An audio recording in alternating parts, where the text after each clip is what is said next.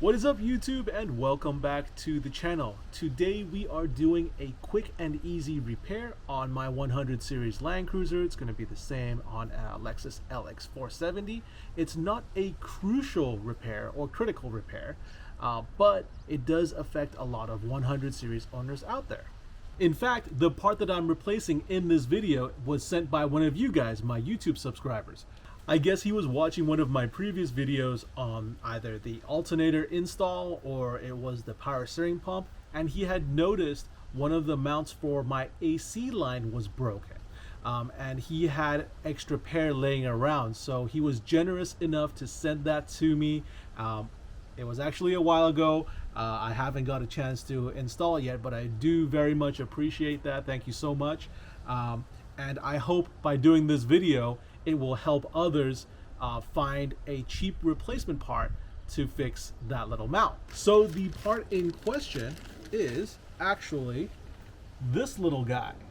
It is actually a little rubber mount with studs sticking out the side. Now, from Amazon, these studs were actually a little bit longer and they've been cut down to fit the 100 series Land Cruiser.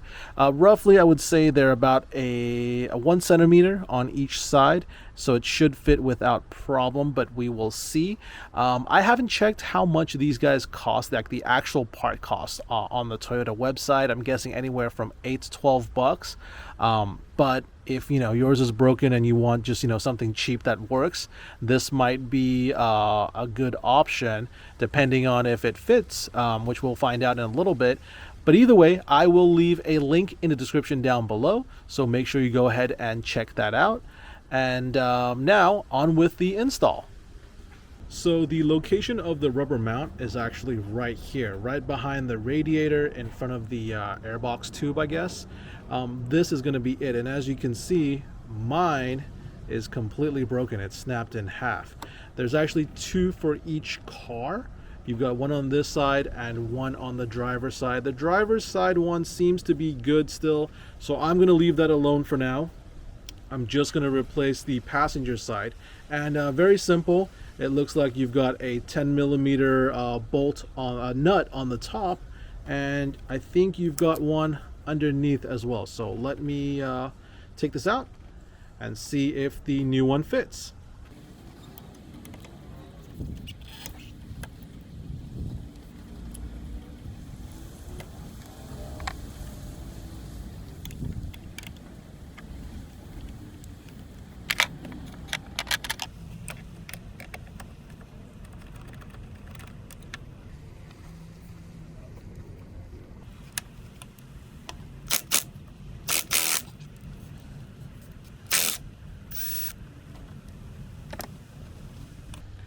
So here is the broken mount removed from my 100 series. As you can tell, it's supposed to be one piece, but however it ripped into two from the vibrations, the heat, probably some coolant leaks that were here prior. And just as a comparison, this is the new one compared to the old, so we're roughly about the same height. The base, of course, is slightly different in size, but I don't think it'll affect it that much. It's literally just there to hold the wire harness and the AC line in place. So next up, let's put the new one in and see if it fits.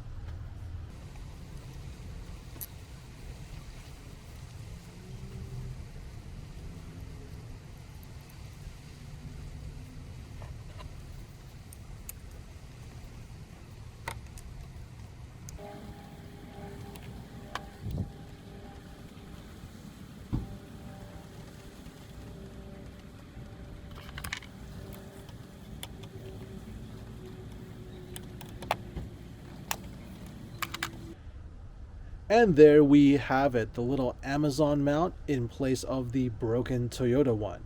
Now, as far as fitment goes, I think this one's actually pretty on point. You can see underneath, it's not a square shape, it's a round shape, but it fits within the factory brackets. The threads on the stud fit the factory nuts no problem. So I think this is a pretty good replacement for the broken Toyota part, and you get to save a bit of money. Like I said before, this was not a critical repair, However, it is little repairs like this that keep our 25-year-old Land Cruisers running and looking as new as possible. So that's it for this video, guys. Hopefully you enjoyed it and found it helpful. As I said before, I will be listing the replacement part for these guys, the Amazon counterpart, in the description down below, so make sure you go ahead and check that out. If you enjoyed this video, don't forget to hit that like button, and for more Land Cruiser and Overland content just like this, don't forget to subscribe. Thanks for watching.